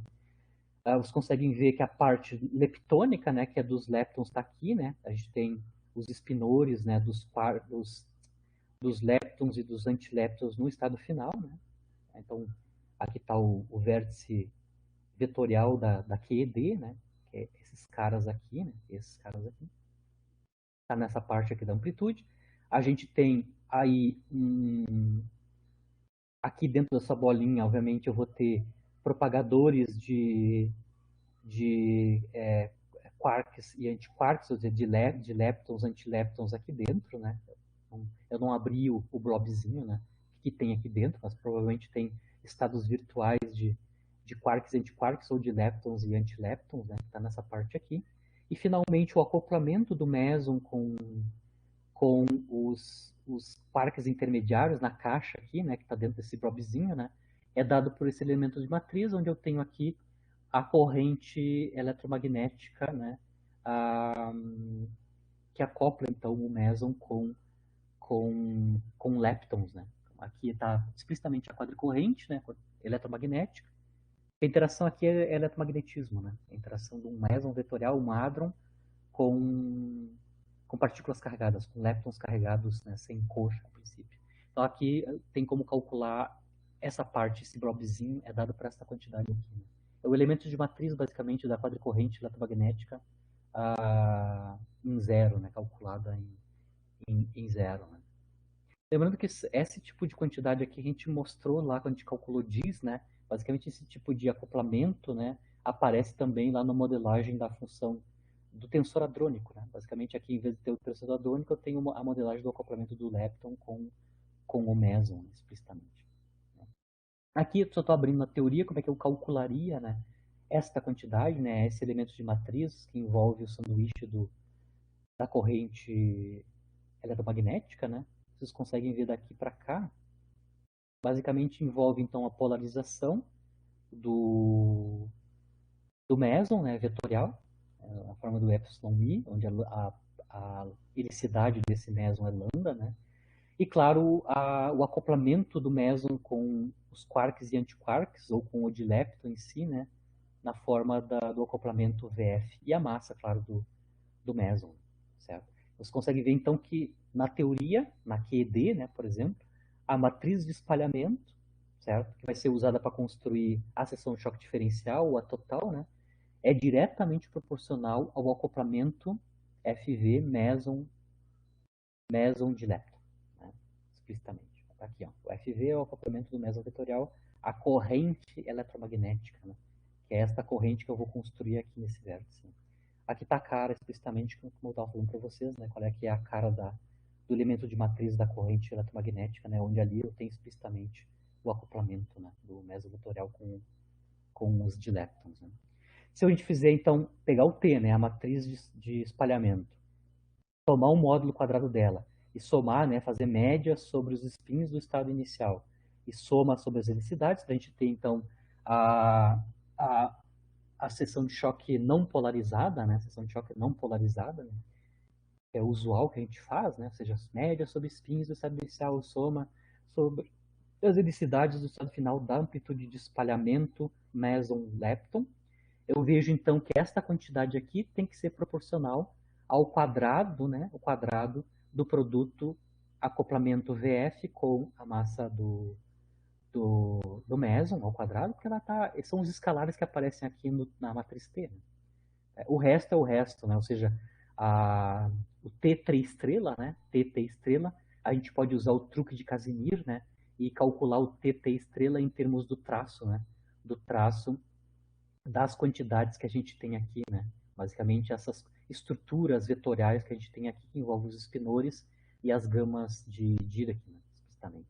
Então, o que está aqui basicamente TT estrela calculado a partir do truque de Casimir, né? O truque de Casimir, mas a dependência no acoplamento do meson com o dilepton é sabido que é VF quadrado massa ao quadrado, devido à dependência linear entre a matriz T e o acoplamento do meson com os dileptons e a massa, né, explicitamente. Como eles são escalares, isso sai para fora. Então, a seção de choque diferencial ou total vai depender diretamente do quadrado do VF e da massa do dilepton, explicitamente. Então a gente calcula então esse traço, que é um traço calculável em QED, né? Tudo que está envolvido aqui basicamente só envolve o vértice dos leptons aqui, você consegue ver, né? Tudo que tem aqui são espinores relativos aos espinores de partícula e antipartícula relativos aos leptons aqui do estado final. Isso aqui a gente fez, né? Na verdade, esse traço aqui a gente fez quando a gente calculou o mais, o menos, indo o mais, o menos, né? Lá na QED, isso aqui é calculável na QED, né? Isso dá S1 mais 2 massa do lepton ao quadrado dividido por S, né? Então, tudo isso aqui é calculável na QED, e a normalização, que depende do acoplamento do méson e da massa, está aqui explícito na modelagem da matriz T, né? Onde o acoplamento e a massa vêm deste vértice aqui, né? Explicitamente. Toda a parte QED fica na forma da dependência da energia, né? De massa dos dileptons, né? Massa invariante dos dileptons no estado final. Se eu sei a média sobre spins e soma sobre polarizações, né, eu consigo então calcular, por exemplo, a taxa de decaimento, né? Lembra que a taxa de decaimento, lá na regra de ouro de Fermi, né, a taxa de decaimento está associada com o módulo quadrado da amplitude, né, de espalhamento. Certo? Então, se eu tenho a matriz de transição, né, módulo quadrado da matriz de transição, eu consigo obter a taxa de decaimento. Então, a taxa de decaimento é diretamente proporcional à matriz de transição, e a matriz de transição é proporcional, então, ao módulo quadrado da matriz de espalhamento T. E no nosso caso, eu sei a normalização dela em termos da massa do méson, do acoplamento do méson com os leptons, né, explicitamente. Aqui, claro que na taxa de decaimento, além da matriz de transição, a gente tem a integração sobre o espaço de fase, né? Espaço de fase, onde no nosso estado final, né, no estado final aqui do decaimento, a gente tem o lepton e o antilepton, que tem quadrimomento, né, P', né, e trimomento P vetor, P' vetor. Basicamente, vocês conseguem ver que isso aqui é o LIPS, né? Isso aqui é a integração sobre o espaço de fase das partículas do estado final e o elemento de matriz de transição. Então, com essa quantidade, eu consigo obter a taxa de decaimento. E aí, por isso que eu mostrei antes, assim, cai do paraquedas sempre, né? Qual é que é a relação entre a largura de decaimento num dilepton e o acoplamento do méson com um dilepton, que é a quantidade VF, né? E a massa do méson. Quando eu calculo explicitamente, né? Aqui está a largura, a taxa de decaimento proporcional à matriz de espalhamento do módulo quadrado, né? Quando eu faço a integração sobre o espaço de fase, né? Se eu integro sobre os trimomentos aqui, com a imposição da conservação de energia-momento através dessa delta 4, né? Eu consigo mostrar que no lado esquerdo, quando eu integro de lambda maiúsculo, né? Eu vou ter, obviamente, então, a largura de decaimento, ou a taxa de decaimento do méson indo no par de lepton, né? E no lado direito, na teoria, eu tenho justamente toda a parte que depende da QED, que é essa dependência na massa dos leptons, né? E na massa do méson, e a normalização da T, né? Da matriz de espalhamento, que depende explicitamente, né? Depende explicitamente do acoplamento méson de lepton e da massa do méson vetorial explicitamente. Desse diagrama calculado em ordem dominante, né, através do diagrama. Né? Do diagrama eu consigo obter o T, do T quadrado eu consigo obter a taxa de decaimento, e da taxa de decaimento eu consigo obter então a largura, que é mensurada experimentalmente, aí eu consigo conectar isso com essa quantidade teórica, que é o VF, né, acoplamento méson de lepton, né, estado final. Para com a mesma amplitude de espalhamento, T, eu também consigo calcular, né? Consigo calcular a seção de choque, né? Aí do processo inverso, né? A seção de choque da aniquilação do dilepton indo num méson, tá? Na aniquilação eu produzo um méson vetorial. Então é um outro processo, mas a amplitude, né, é a mesma, ou seja, o diagrama de Feynman correspondente é o mesmo, que é um diagrama tipo QED, né? Com a mesma T, ou seja, com a mesma amplitude de espalhamento, eu também consigo, então, calcular a seção de choque de diferencial para a produção de um méson vetorial real a partir da aniquilação de um dilepton. Né? Então, aqui está a seção de choque diferencial em termos do módulo quadrado da amplitude da mesma amplitude de espalhamento, né? Certo? Bom, aí vocês lembram que sempre na amplitude de espalhamento, aqui a gente tem na variável diferencial, né, a gente tem o ângulo, o ângulo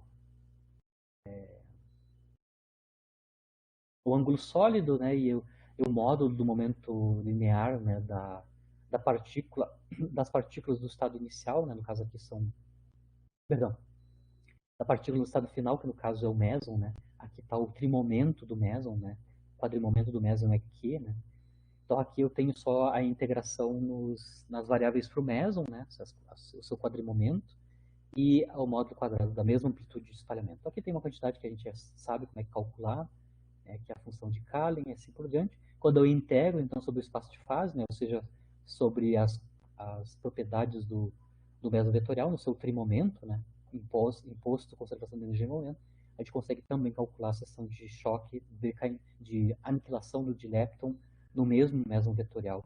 Vocês conseguem ver que, de novo, a normalização, né, a normalização da seção de choque de aniquilação no meso vetorial também tem a mesma dependência, né, VF quadrado massa do meson ao quadrado. Justamente porque eles compartilham essas duas quantidades, tanto a largura de decaimento quanto a seção de choque de aniquilação, compartilham a mesma matriz de espalhamento na forma da normalização do acoplamento meson, meson dilepton, né? Meson fermions, né? Explicitamente. Certo? Então aqui eu mostrei só para vocês as duas, um pouquinho mais detalhe, né? As duas propriedades que todas as funções de onda modelos, né, vão ter que obedecer, normalização e a relação delas, né, das funções de onda na origem com o acoplamento meson de lepton, né, é mais é menos ou mais é menos. Na aula que vem, então, eu vou mostrar como é que esses dois autores aqui, né, esses dois grupos, na verdade, né, o Koprolevich e o Nemechik, construíram modelos para as funções de onda dos mesons, né, partindo como ponto de partida a função de onda do fóton. Então, o esqueleto básico vai ser utilizado a função de onda do fóton, que a gente já conhece a dependência em RZ, e a incerteza no acoplamento meson de lepton, né, vai ser colocada, na verdade, a incerteza no acoplamento de polo meson vai ser colocado na tal da parte escalar da função de onda, né. Em geral pode ter um modelo bem simples, tipo o gaussiano, por exemplo, né, colocado com algum hint físico de por que tem que ser gaussiano, né, para construir a função de onda do meso completa. Então é um mix, né? É um modelo mix, onde uma parte é compreendida do ponto de vista perturbativo usando a função de onda do fóton, porque o meso vetorial tem os números quânticos do fóton, né? E a incerteza no acoplamento de polo meson vai estar nessa parte escalar da função de onda, né? Explicitamente. Então todo o modelo, na verdade, está aqui, né? Na parte escalar da função de onda do meso. E aí sim, tem vários modelos na literatura, desde os anos 90. Né? Certo? Com isso eu encerro. Na aula que vem, então, eu vou fazer detalhamento de como é que eu construo as funções de onda de meson nos modelos mais padrões da literatura, chegando nos modelos atuais, né? As funções de onda, que a gente vai fazer o overlap com a função de onda do fóton para calcular a seção de choque de espalhamento, né? Aqui, ó, a calcular os observáveis físicos, né, que tem aquele monte de dados experimental, eu vou precisar fazer esse overlap da função de onda do meson com o fóton e fazer a integração, né, elas vão ser o peso, né, o overlap para a função de choque de dipolo, pode incluir ou não saturação, né, e integrar sobre todos os tamanhos de dipolos e fração de momento longitudinal do quark no dipolo, certo? Certo, certo. E aí fico para questionamentos, detalhes, se vocês querem tenham mais alguma dúvida dessa parte. Na aula que vem, então, a gente destrincha os modelos, né? Que o prof mostra muito da parte que a gente já saberia calcular, né? E tem que ser por esse caminho, porque o resto é bem mais qualitativo, né? Então, modelo, referência, algumas ideias. Então, Na aula de hoje, no início ali, eu só tentei mostrar para vocês. A gente só usa, em geral, no nosso grupo, só usa dipolos, mas o formalismo usual, né, é das GPDs, né, para o DVSF, por exemplo. Então, eu tinha que falar para vocês como é que é feito nesse formalismo de fatorização colinear para processos exclusivos pelo Collins, né. Na verdade, é só para vocês saberem que existem GPDs e onde é que elas entram ali no formalismo, né? Então, tu consegue descrever DVCS, qualquer outro processo exclusivo, né? Mesmo produção de mesons, né? via o formalismo das GPDs, né? Que é o usual. O formalismo de polos, ele só pode, lembram bem, o formalismo de polos, ele tem um regime de validade, né? Ele só pode ser utilizado se tu tem small x. Por que só pode usar um formalismo de polos no small x, né? X de Bjorken pequeno. Lembra que o tempo de vida do dipolo, né, que é a flutuação do fóton, o tempo de vida é inversamente proporcional a x. Então, se tu não está com x pequeno, o tempo de vida do dipolo pode ser da mesma ordem de grandeza do tempo de interação do dipolo com o próton. Então, o formalismo de dipolo ele só pode ser utilizado numa região cinemática muito específica que é pequeno x. Porque aí sim está garantido que os dipolos vivem muito tempo antes da interação, né? Estão congelados os tamanhos. Senão, tu não tem como fazer isso. Então, no caso geral, quando tu vai tratar processos exclusivos, tu usa GPDs, né? Porque tu não tá vinculado a só tratar pequeno x, né? Tu pode tratar tanto o grande x quanto o pequeno x. O problema de É, polos é muito restrito.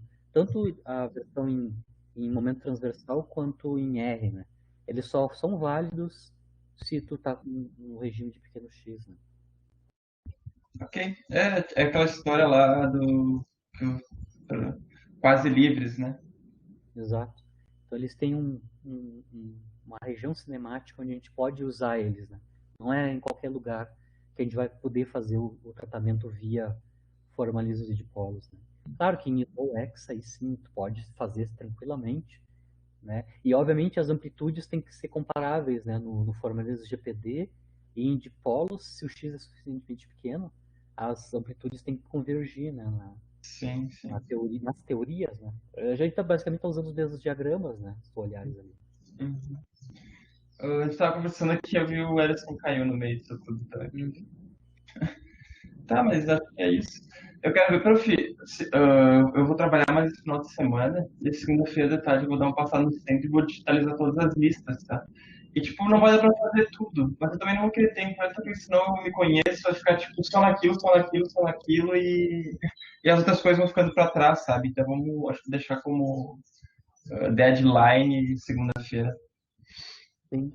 Não, é tranquilo, eu não tenho, só tenho que lembrar da data, né? Que eu acho que a pós começou antes da graduação, né? Eu tenho que ficar ligado. A Silvana não mandou ainda para nós um e-mail de lembrete, né? Para prazo final, para o colocação dos conceitos. Eu acho que é para agora, para o início de dezembro também, deve ser, né? Tá, Imagino beleza. eu.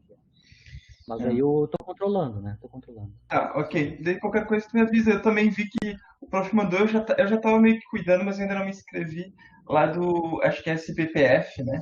O prof mandou, recomendo fortemente em Caps Lock, que Ah, é sim. da deadline de dezembro. Sim. Daí Só eu um vou. detalhe. São as duas escolas com o mesmo nome, só que as áreas são diferentes. A semana passada eu mandei ao. Acho que é Cevieca, né? Cevieca. Tem uma que é de nuclear e outra que é de partículas, tá? O que Uhum. eu olhei as palestras, eu acho que é mais interessante do ponto de vista de quem os convidados, porque são todos convidados estrangeiros que vão dar as aulas, tá? Não são Tá. brasileiros.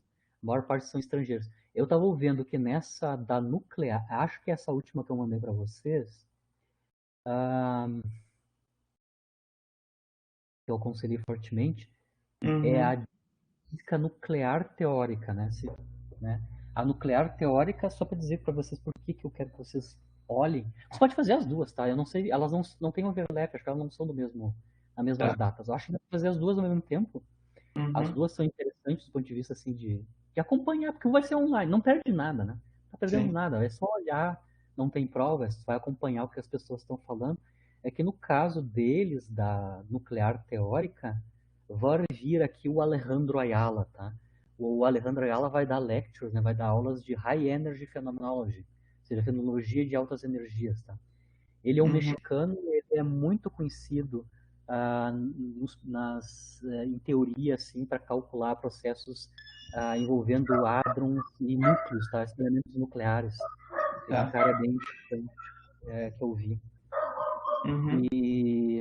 E vai ter o Sanjay Reddy também, que é um cara bem didático do ponto de vista de astrofísica, aplicações de astrofísica, é muito didático esse cara, fantástico. ele tem textos para graduação, né, para ensinar astrofísica, tipo estrelas de nêutrons e a parte de astrofísica, né, para Uhum. graduação. Então, é importante, no nosso caso especificamente, vai ter uma lecture especificamente de fenomenologia de altas energias. Achei bem Tá, interessante. Então, pagaria a pena, se fosse ver alguma, olhasse essa, né? tá. Que é bem interessante. O Alejandro Ayala, do México, vai dar aula bem importante. Mas tem também aula de outras que vai ter interface de astrofísica com física nuclear. Mas basicamente na nossa área tem um tópico, né? Que vai Uhum. ser especificamente visto, né? É uma Tá. semana, né? De 8 a 12. Isso aqui vai ser online, não vai ser presencial. Ok, prof. Ok. É, né? Tudo até agora. Dá pra É, aproveitar muita dá coisa. para fazer as duas. Eu não insisto contigo. Com os outros alunos eu já enchi os tubos. Alguns se convenceram e outros não, né? Quando eu Uhum. mando, por que eu mando para vocês esses links? Não é porque eu sou bondoso, né? É que na verdade eu estou pensando do ponto de vista para vocês é a questão da construção do currículo, certo? Uhum. Então, participação em conferência, né, ou em escolas com certificado é uma Uhum. das coisas que depende em que nível tu tá pensando no futuro, né? Sim. Alguns dos meus alunos querem já entrar imediatamente em alguma posição, né? Ou seja, que Uhum. vão fazer um concurso com a universidade pública, né? Um Uhum. concurso com a universidade pública, ou mesmo se for concorrer a um pós-doc no exterior, certo? A avaliação que eles vão fazer é do CV Lattes, certo? Uhum. O que tem lá no CV Lattes? Todo mundo vai ter diploma de doutorado, certo? Todos Uhum. vão ser doutores. A diferenciação entre um doutor e outro numa sub-área é o que ele fez nesse tempo. Uhum. Fazer artigo é muito complicado. Sim. Tu deu sorte, tu conseguiu dois, fiz review D equalizado a CAPES, sem Sim. nem antes começar o doutorado. Isso é uma coisa muito rara, né? É Muito o rara. teu. Como é que faz assim? É que o artigo é meio que o teu trabalho, né? É meio que o resultado. Então não espera que um cara que não tem doutorado consiga fazer, né? Então, o que é o plus? O que é o plus? É tu ir apresentar palestra em conferência internacional, é tu ir nessas escolas, pegar o certificado, tá? Não é só participar, é participar Uhum. e pegar o certificado. Porque tu vai ter que vai construir para o teu currículo, para os concursos ou para outras seleções, um CV comprovado, um CV documentado. Então, ali nesse CV documentado, tu vai ter que provar as participações tuas, certo? Uhum. Então, é por A isso que ideia, a prova legal é o certificado, né?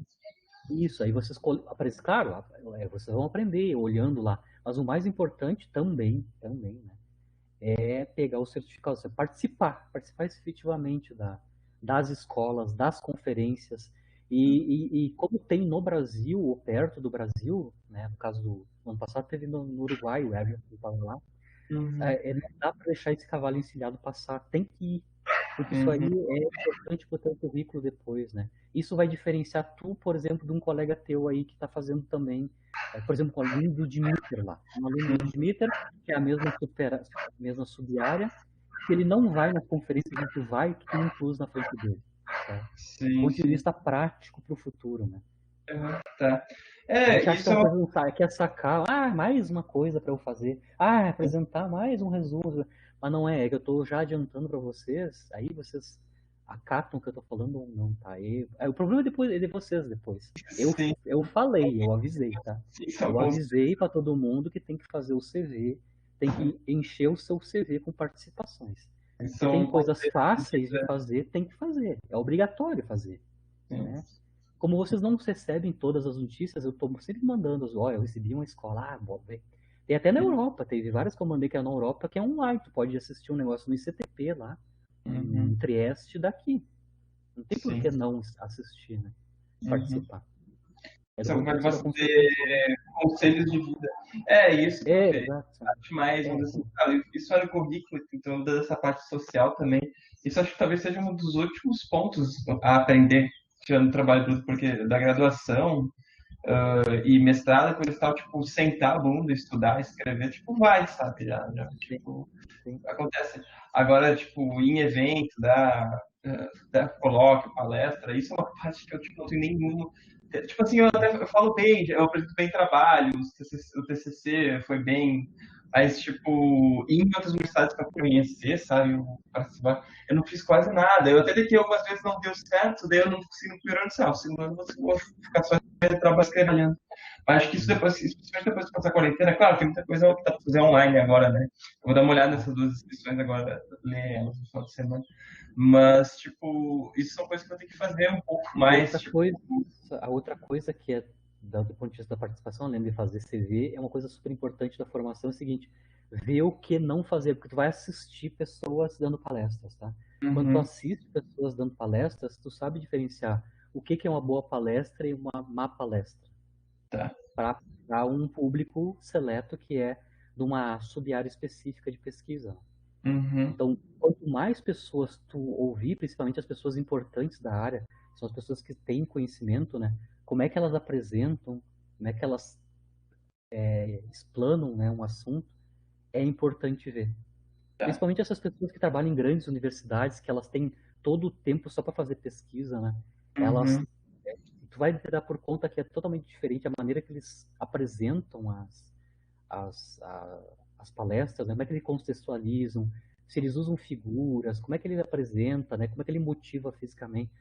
Tu vendo essas pessoas, tudo vai entrar na tua cabeça, tá? Tudo é um background que vai ficar guardado lá, que vai servir para quando tu for fazer as tuas, tu uhum. saber, não, peraí, eu não vou fazer assim porque eu vi que não deu fazer assim, porque eu vi uma palestra tal, deu ruim, mas então eu vou seguir aquela linha daquele outro pesquisador lá, bem legal, que eu gostei da palestra dele, bem didática, eu vou fazer nessa linha. Então, quanto É, mais pessoas fora tu assistir, melhor. Para a sim. formação pessoal, né? Eu acho que eu entendo isso, é tipo, você vai pegando meio que um feeling, né? Eu sempre, agora, Exato. por exemplo, eu E tava para estudando, ter o feeling, tu tem que ver outras pessoas, né? sim, Aprende sim. por imitação, né? Tu Aham, vai selecionar qual é que é a melhor forma de apresentar. tá. Isso Ah, também. beleza. Porque a nossa vida é isso daí, né? É viver apresentando palestras. É o nosso trabalho, né? Para isso que a gente É estuda, né? defesas, é palestra para isso, é palestra para aquilo. A aula é uma palestra. É A uma aula é palestra. uma palestra. Então a Uhum, nossa vida é toda dando palestra. Então uhum, tu tem, quanto mais pessoas tu vê, e principalmente as pessoas boas, né? Os palestrantes sim. bons, por isso que eu tô pedindo para vocês verem esses palestrantes, que são pessoas que já estão acostumadas a dar lectures e trabalham em grandes universidades, eles estão na ponta da ponta do iceberg. Né? Tá, Então, tá. olha essas pessoas e se inspire. Tá, tá. Tem É, que porque ver tipo assim, eu falei, não inspirar. participei muito do não participei muito de. É infeliz ficar se inspirando em mim, no Dimitra, no Rude. Ah, Se inspire em pessoas mais lá pra frente, mais top, né? Tem sim. pessoas que são melhores do que nós. Olha lá esse povo Mas e vocês vê também lá. são bons, assim, tipo, porque, tipo, claro, né, é que daí vai escalas, tem escala internacional, mas não precisa numa escala nacional. Eu tive aulas, todo o meu ensino médio, eu tive ensino técnico, fiz a graduação, agora está na pós. Tive aula com muitos professores já durante a vida, sabe? Desde os meus 15 anos que eu tenho, sempre estou fazendo um curso, alguma coisa, sabe? E tu consegue ver muito bem, tipo, quando o professor se dedicou ou não, ou quando tu tá naquela cadeira de, pá, eu quero que isso termine logo, porque eu só preciso colocar meu currículo, não vou aprender nada. Tipo, então, Mas tu vai. então, essas coisas que eu falo, olhem, vão lá, vão olhar nossa palestra, é várias coisas, tá? É Tá. fazer o CV, é vocês aprenderem como é que apresenta a palestra, é se inspirar numa pessoa que vocês vão gostar, é Uhum, fazer networking, né? Vocês vão conhecer colegas que vão uhum, trabalhar com vocês no futuro, vão ser as pessoas que vão estar, sei lá, daqui a 20 anos, vão ser as pessoas que vão estar nas universidades tocando os grupos de pesquisa. Eu não vou estar mais, o Dibita não vai estar mais, vão estar vocês. E vocês têm que fazer o network de vocês. Não pode viver no feudo ali na ilha de Porto Alegre. Tem que conectar com a maior parte das pessoas possíveis que tu conseguir, né? uhum. Tá, tá. Eu vou pensar bastante nisso. Agora, nos próximos dias, eu vou ir mais por esse caminho também. Mas Certo? era isso, então, viu? Obrigado pelos conselhos também. Eu Feito. vou, Mas eu vou estou falando para terminar. tu, não, só pra ti, eu não estou pegando teu pé, eu falo para todos eles. Não, mas Todos eu eles. entendo, mas é que, tipo, vamos lá, também, orientador, tu tem que falar essas coisas, né? A Tipo, minha função é orientar, é o nome está dizendo. Né? Então, eu sim, oriento na pesquisa, eu também tenho que orientar para a vida, uhum. né? Orientar para a Sim, vida também. sim, sim. E eu acho que também todos os alunos que tu tem, tu não quer que nenhum seja medíocre ou não passe depois quando for conseguir, que tem que esperar o melhor, né? Então, e isso faz parte do bom pesquisador. Não- Claro. Não, mas beleza, viu, prof? É isso Se então. tiver que falar para não fazer uma coisa, eu vou falar, não faz isso. Sim, Já é, tiver vários alunos, eu falei, não faz isso. Não faça isso, não faz isso por isso. Já aconselhei vários alunos não fazer coisas. aham. Vários eu já não faça isso que não vai dar certo. É, Certo? o Lars, ele fala muito, ele trabalha com a Rita, né? Agora na quarentena ele trabalha de casa, mas muitas vezes acontecia, tipo, que ele passava uma tarde com ela lá, os dois programando.